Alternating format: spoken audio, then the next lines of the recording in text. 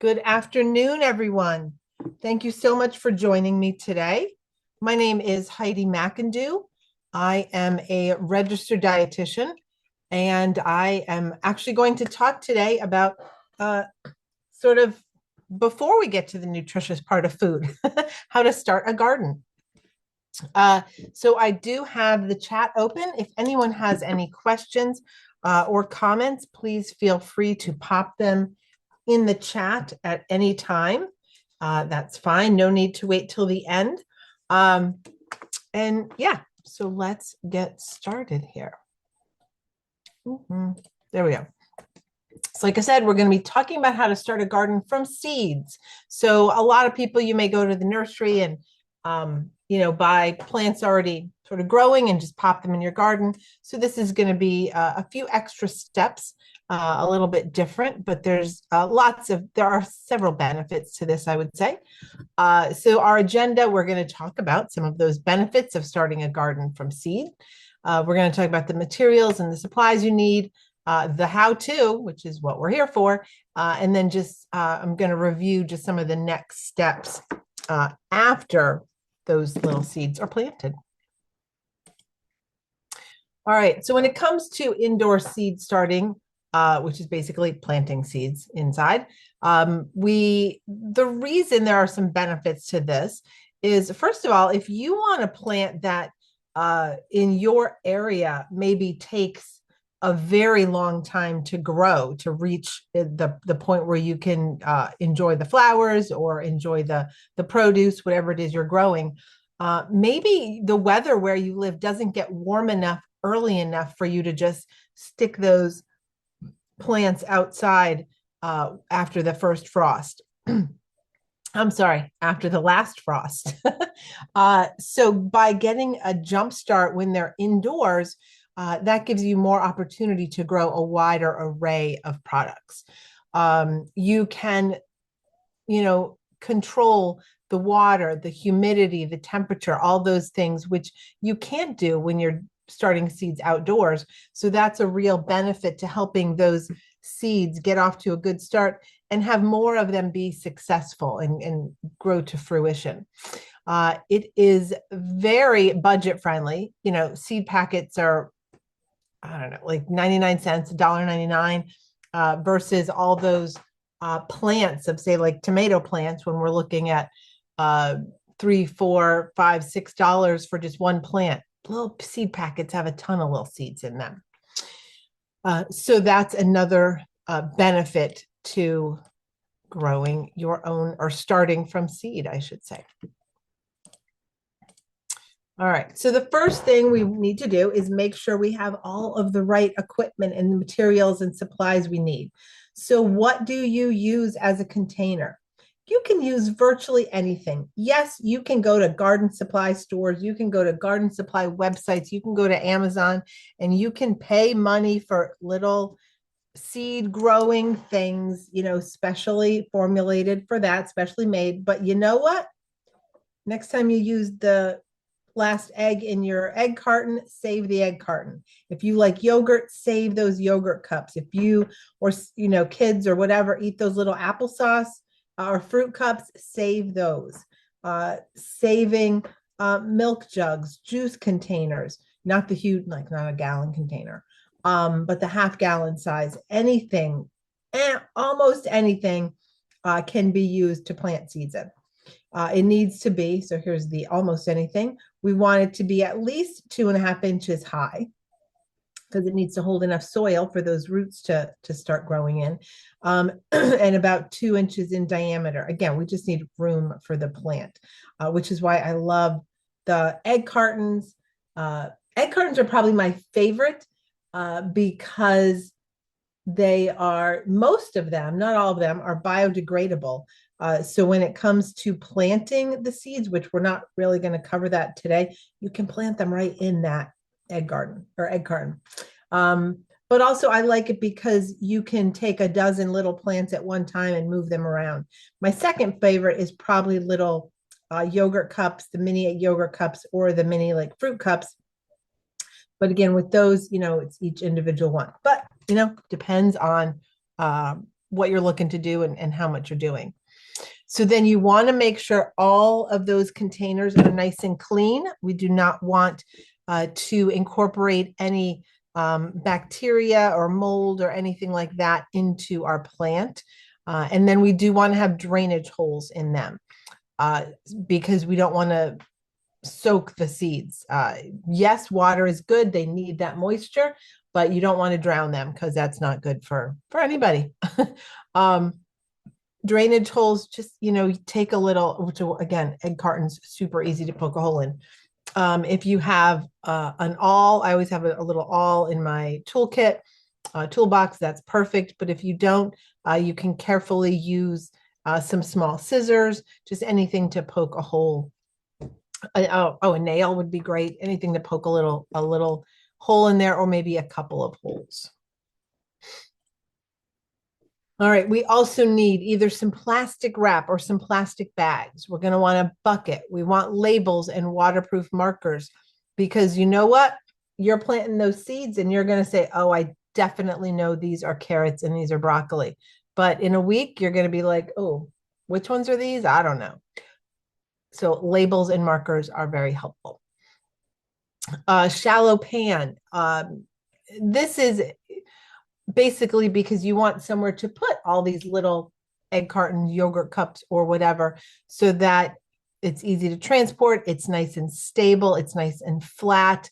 But also it's protected, if when you're watering, things like that, so that you're not going to damage any ground underneath. You want a spray bottle or watering can. I do recommend the spray bottle over the watering can. And I'll talk about that later. If you only have a watering can, don't feel like you need to buy a spray bottle. And then soil. Obviously, we need dirt, but you don't want to just go out to your backyard and dig up some dirt. You want nice, clean potting soil. Again, we don't want to incorporate any kind of fungus or bacteria or mold into our new plants.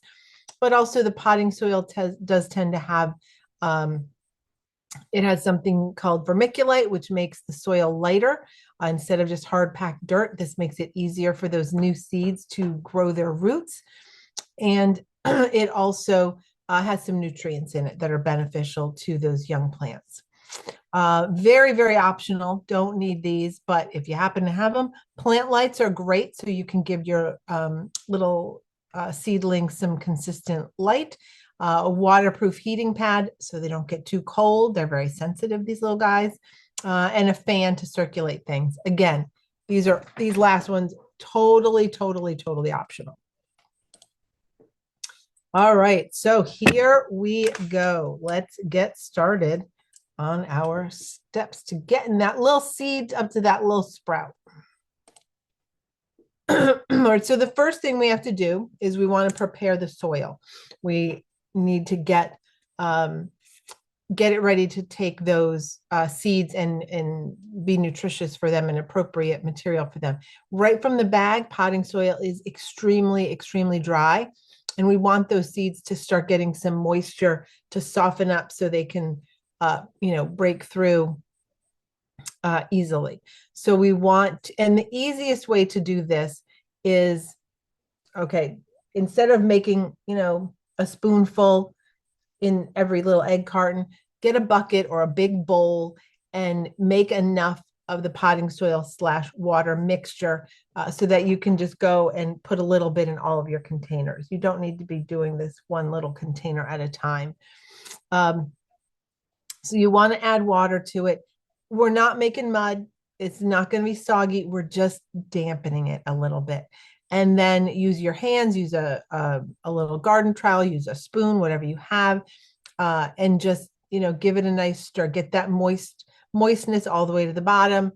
Bring the dry stuff up to the top so that it's all getting nice and moistened. That's how we want it to be. All right, now we get to fill our containers. So again, this is another thing you can use for containers. Say you have in the past gone to the nursery and you've bought those little packets of, 6 tomato plants. If you are a person that saves things, I save so much stuff because I never know if I want to need it or if I'm going to need it. those are great things that you can use as well. So that's what we've got in this picture. We just have those little containers. So you want to fill those containers up with soil, and you want to pack it down a little bit. We're not making this super firm. We're not, if you're a baker, you pack down brown sugar and make it like a hard brick. We're not doing that to it. We just want it to have enough soil so that there's something for the seed to actually, something to actually hold that seed, where it needs to be.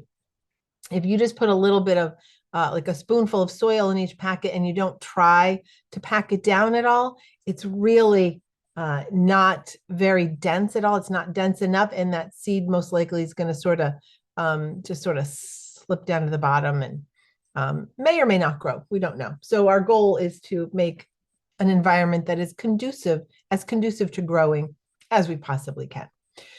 So again, before you put the soil in, make sure everything has a nice drainage hole so our plant doesn't get too wet.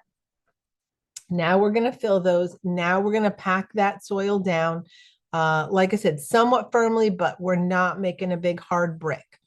And we want it to be level as well, so that when we put the seeds in, the seeds are evenly covered.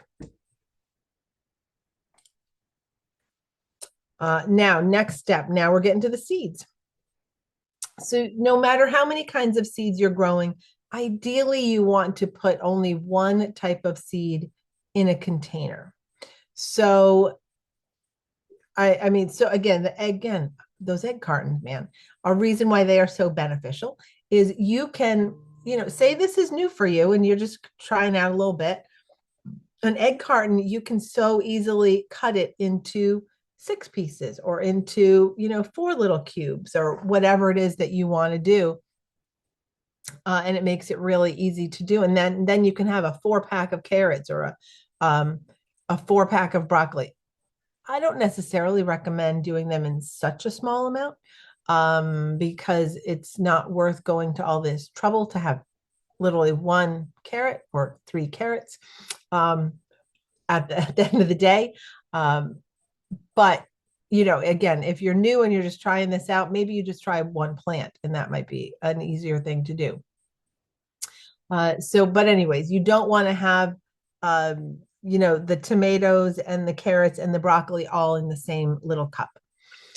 You can, however, put multiple seeds in the same little cup, and that's because they're not all going to come to fruition. So the more seeds you have in there, the more likely you are to get some that are going to start growing. So that's going to be beneficial.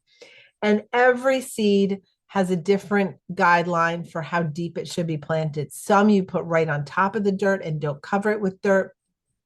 Some you're going to be putting a little bit, maybe you're going to put it on the dirt and then just a little sprinkle of fresh potting soil on top. And some you're going to stick right down there in the middle. So you do want to check the seed packet, and that will tell you that. The best way to use, I think, again, you can buy a tool that makes holes in the dirt, but you have one on the end of your hand. It's called a finger, or you can use a pencil and just make little holes, little divots, basically. Again, depending on how deep your specific seed needs to go, you're going to make little divots, and that's where you're going to put your little seed.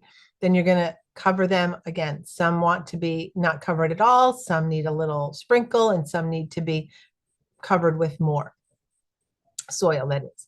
And now we're going to label it. If you have used the egg carton, it's nice and easy to write on that. If you are using something else, I always find, taking just like a piece of tape. So again, if you have like the yogurt cartons, and I would recommend, you might want to do this. It's a little easier if you do it before you fill them, because you can pick up the cup and write on it, but not the end of the world. I find it easier to use some tape, a little piece of Scotch tape, masking tape, something like that. Skinny masking tape, and just write on it, carrots, March 1st or whatever. Just as a reminder, whatever information that will be beneficial to you as that plant is growing. What do you want to know? You want to know what the plant is, and you want to know at what point in its growing it is. So knowing when you planted it, and knowing what the plant itself is I find is the most beneficial of things to include there. All right, so now we want to start this growing. So we want to cover the containers. So we basically, what we want to do is create little greenhouses, okay? So we're gonna, first of all, we know our potting mixture is already slightly damp, but we will, now that we've dug around in there, we've put them in the little containers, we put our seeds in there, take that, if you have a squirt bottle, spritz that surface. Should not be seeing pools of standing water, but we should be seeing some sheen, some nice moisture on that soil to promote that humidity and moisture in the air. Now we want to cover it. I love plastic wrap, like saran wrap, just because it's easy to see through. You can see what's going on, easy to take on and off. A partially closed plastic bag is good too. Again, I would not, you need the sun to shine through. So you don't want to, like a grocery bag, think like a Ziploc bag, something like that. Or any kind of bag. And again, depending on your container, maybe a bag is going to be easier. If you're using those egg cartons, it might be easier just to slide an egg carton into an open bag versus lay the plastic wrap over it. But whatever works for you is fine. We are not making an airtight seal. This is not what you're not putting these in your Tupperware or your Rubbermaid. We need some air to circulate. We just want to keep as much heat and moisture in as we can. And now we want to place in a warm spot. If you happen to have a pet, unfortunately, you're probably going to be putting this where they like to lay in the sun. But find some place you can that's warm. Maybe it's by a heating duct. Again, we don't want to, not if you tend to heat your house at to like 80 degrees, but we want it to be around 65, 75 degrees. That's where that optional warm surface is good. If you have a heating pad, like an electric heating pad that you use like when your back hurts, those are ideal as well. You can put it on low and put your plants on that. But like I said, if you have a spot that gets a good amount of sun and keeps warm, remember we've put moisture in there. We're going to be watering the plant, and that whatever light is getting through that plastic is going to be heating up and causing some humidity. So even though the room is cooler than ideal, you still might be able to, if you're in a warm or a sunny spot, it will probably get warm enough because of the conditions we're setting up. All right, now how do we care for our seedlings? Of course, we need to water them. That's a big key to plant growth. But we do not want, we want to water very carefully. This is why I really like this, I was going to say the squirt gun. A squirt gun might work too. The spritz bottle versus a watering can, because these are tiny containers. And if you're using a watering can and it goes too far, it's just more difficult to control, I guess I'm trying to say. Oh, a watering can. And once you overdo the water, you can't take it back. So you don't want to create a situation where your seeds are just floating in the water, floating up to the top and not in underneath where they need to be. So the idea with a spritz, a squirt gun, or sorry, spray bottle. Why do I keep saying that? A spray bottle, you can sort of squirt it several times until that soil gets damp down to the seed, but not enough water comes out at one time where the water is pooling. So I really do highly recommend the spray bottle. Worst comes to worst, if you have a spray bottle left over from a hair product or a cooking product or something else, rinse that out and use it. But spray bottles do tend to be, even go to like the drugstore and they have the travel bottles that you can use. They're small, but remember, we're just doing a little bit of water. So those are great too. They're like 99 cents, $1.99 for the little ones you can put your hairspray in that you can fit on the airplane. So lighting, we definitely want some good lighting. We want nice bright light once those seedlings sprout. I say, put it in there from the get-go, and then you don't have to worry about moving it. Find a good, nice, bright spot, and that's where you can start it. It's certainly not going to hurt the plant being in the bright light before the seedlings have sprouted, and you definitely need it after the seedlings have sprouted, because if we remember science, the green plant needs that sunlight to grow, with the whole chlorophyll process and all that. So in general, we're ideally looking for some place where they can get light like 12 to 16 hours a day. That's a lot of light, especially right now, this time of year. So you may be in the situation where maybe you do have to move it. Maybe one side of your house gets morning sun and the other side of your house gets the afternoon sun. In that case, what I really like, that's where that, the big sheet pans or the cookie trays can come in handy, because if you're moving it twice a day, you don't want to be moving 40 individual cups of something. If you can move 1 or 2 cookie trays, it's just going to be a lot more, a lot easier and a lot less time consuming. And, it's not going to be as much of a hassle. You're going to continue to enjoy it. And so we have planted our seeds, right? We've got all our equipment. We've got our soil ready. We've planted our seeds where we've got them set up. We know where they need to be. And that brings us to our final steps. So our presentation today is only a half an hour, and I wanted to allow time for questions. So we're not going to go into these ones in depth, but just to highlight some of these next steps quickly. And if you have any questions, now is a great time to start popping them in the chat so I can see them. But thinning. So remember I said, ideally you're going to put multiple seeds, same kind of plant, but multiple seeds in each little cup, because not all of them are going to grow. So once they do all start sprouting out, you want to thin them out. If you end up having 6 little seedlings in one cup, that's going to be too much for them to grow. They're going to be fighting, their roots are going to be fighting for the nutrients in the soil and the water. So that's too many in one container.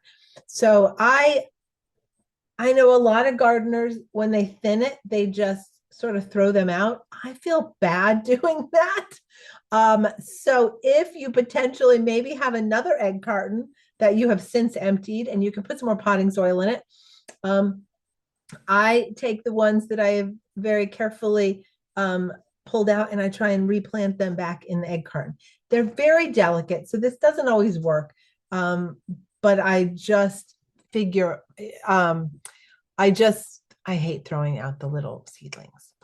All right, so we have a question: how to figure out the timing of when to start them. How early can I start planting indoor in our zone? So it really depends on what plant you are planting. Every plant has a different germination time. So you sort of have to backtrack and see, okay, if I want tomatoes, what time where we live can you put a tomato plant outdoors? Again, and it's different every year. It's typically based on the last frost, but the weather people try and do a decent job of predicting that. I always look at the last frost prediction and then sort of fast forward a week or two in case they're wrong. So I give myself a week or two extra. So you want to look at when can a plant go outside, and then backtrack. If the seed that I'm looking at says it takes 4 weeks to germinate sort of and start to become a hardy plant, then you want to start a month before you plan to plant outside. Couldn't say that. I should have looked up some dates, but you can easily look online and find out how long plants take to do this. If it is a plant that is saying it's going to take 2 months and a lot of seeds will actually say this. Seed packets are getting really helpful about that. They'll say, if you're planting inside, start at this time, or start, 8 weeks before your last frost, kind of thing. So you can always check the seed packet. They have a lot of information on those little packets. So transplanting. So transplanting is when the seed has gotten to a point where it's not quite just a little very delicate seedling. So basically it's what I do with all those little tiny seedlings, but this is when it's hardier and more likely to survive. You're it needs more space, it needs more soil, it needs more room for those roots to grow to get to a point where you can bring it outside. So transplanting is when you're getting the slightly larger containers. So these may be large, larger yogurt containers. It may be pots that you have saved from the nursery over the years that, you bring home a plant and you have those. So just any kind of, you could take a gallon milk container and cut it in half, or sorry, well, a gallon or a half gallon, cut it in half horizontally. So you have that. So we're getting the idea, large yogurt container, that kind of size, something that's big enough for a plant. And we want to put each of those grown seedlings in when we are, basically we're going to do the same thing we did with the seeds. We're going to fill it with the moist potting soil. We're going to make a little hole. It's going to be a deeper hole because now we have a plant with roots, and we're going to carefully put it into that pot. We're going to pack the soil around the stem so it's nice and firm. And we're going to continue to go on watering, getting it exposed to light, things like that. All right, hold on. We got a couple questions. Does it take time to prepare the ground outside before you move? It doesn't necessarily take time to prepare the ground. We're actually going to be preparing our plant to be in the ground outside. I guess it depends. If you have really, really hard dirt, it may take you a day to go out there and, rake it up, loosen it up, add some nice fertilizer, something like that, just some food, organic food matter, compost, whatever you might have to make it nutritious for the plant. But there's nothing really you have to do to the outside ground. And would I start adding any plant food? Yeah, I probably wouldn't do the plant food until I have transplanted, it's that larger plant. But yeah, that would be a great time, a nice basic fertilizer, plant food. Again, follow the instructions for what it says for how much. Usually plant food is dependent on the area, the size of the pot. So you want to make sure you don't overfeed your plant. Our next step is going to be hardening. So this is when we're getting our plants ready for the outside.